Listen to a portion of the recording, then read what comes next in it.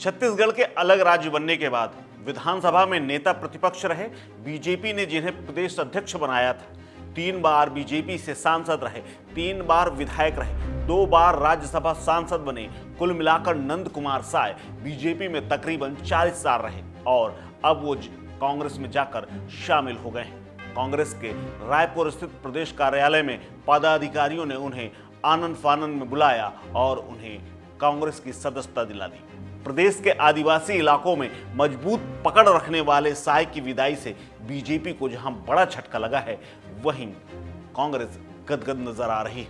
ये वही साय हैं जिनके लिए मौजूदा प्रधानमंत्री नरेंद्र मोदी ने कभी अपनी जान की बाजी लगा दी थी। जी हां, या यूं कहें कि छत्तीसगढ़ बीजेपी में कार्यकर्ताओं और नेताओं से सीधी दुश्मनी ले ली थी, लेकिन अब उन्होंने पाला बदल लिया है। नमस्कार, मैं हूं कुलदीप द्विवेदी और आप देख रहे हैं one India Hindi. Chhattisgarh BJP को बड़ा झटका लगा है।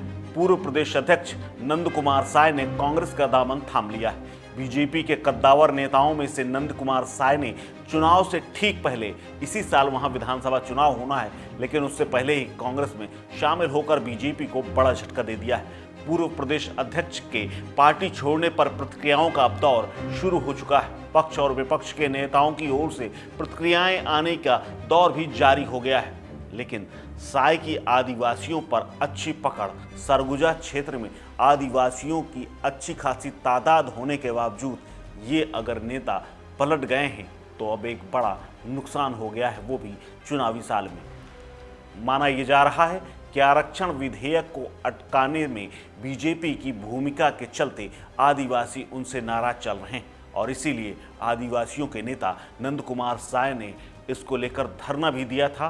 तब बीजेपी ने उनका समर्थन तक नहीं किया था। वर्तमान में सरगुजा संभाग के 14 विधानसभा सीटों में से एक पर भी बीजेपी के विधायक नहीं है।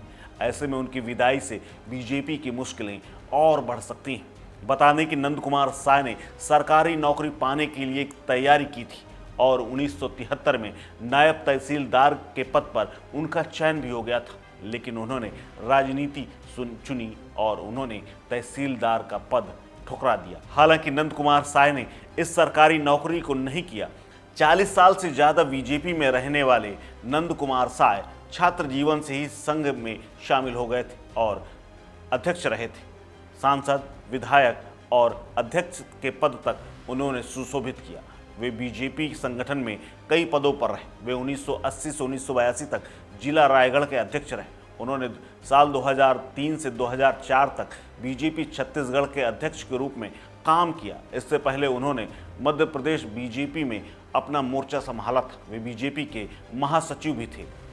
उन्होंने राष्ट्रीय परिषद के सदस्य और बीजेपी की राष्ट्रीय कार्यकारिणी जैसे महत्वपूर्ण पदों पर भी काम किया है।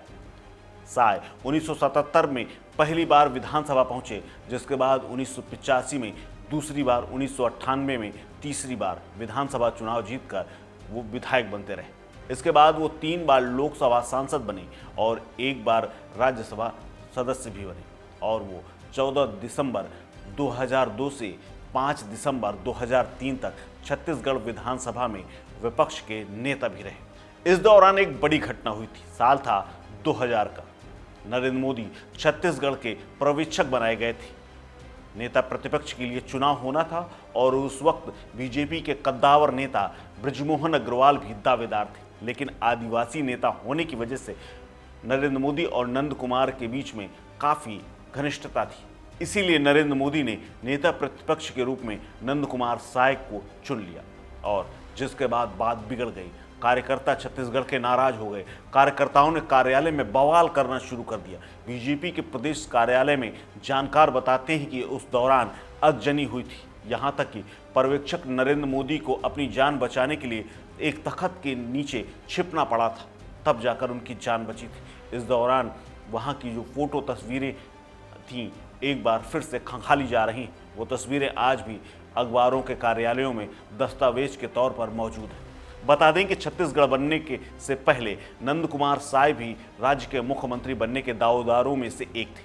हालांकि वो राज्य के मुख्यमंत्री नहीं बन सके क्योंकि पहली बार में ही सरकार कांग्रेस पार्टी की बनी थी। इसके साथ ही ये मौका उन्हें बाद में कभी नहीं मिल पाया, न ही ऐसी परिस्थिति बनी। जो बात उन्हें हमेशा खटकती रही। इसके साथ ही जब नरेंद्र मोदी प्रधानमंत्री बने तो उन्होंने नंद कुमार साय पर बहुत भरोसा जताया और साय को 2017 में राष्ट्रीय अनुसूचित जनजाति आयोग का राष्ट्रीय अध्यक्ष तक बना दिया था और वो साल 2020 तक इसमें तकरीबन 3 साल तक रहे। साल 2003 में नंद कुमार साय ने तत्कालीन मुख्यमंत्री अजीत जोगी के खिलाफ विधानसभा चुनाव लड़ा था। हालांकि वो उसमें हार गए थे। बाद में उन्हें प्रदेश अध्यक्ष बनाया गया था। सरगुजा संसदीय सीट से उन्हें चुनाव भी लड़ाया गया और वो जीते भी थे। बीजेपी के प्रदेश अध्यक्ष के तौर पर उन्होंने अपना कार्यकाल पूरा किया था। हालांकि उनकी नज़दीकी हमेशा नरेंद्र मोदी से रही। इसी वजह से बीजेपी की पूर्ण बहुमत की केंद्र में सरकार आने के बाद उन्हें हमेशा अच्छे पद मिलते रहे। वर्तमान में वो संगठन महामंत्री के पद पर थे, लेकिन प्रदेश में नाराजगी उनकी किसी से छुपे नहीं थी और काफ़ी दिनों से ये बात चल रही थी कि वो पद छोड़ सकते हैं और पार्टी भी। लेकिन बीजेपी ये समझ नहीं पाई और वो आज जाकर कांग्रेस में शामिल हो गई। इस खबर में फिलहाल इतना ही। अपडेट्स के लिए बने रहिए वन इंडिया हिंदी के साथ। नमस्कार।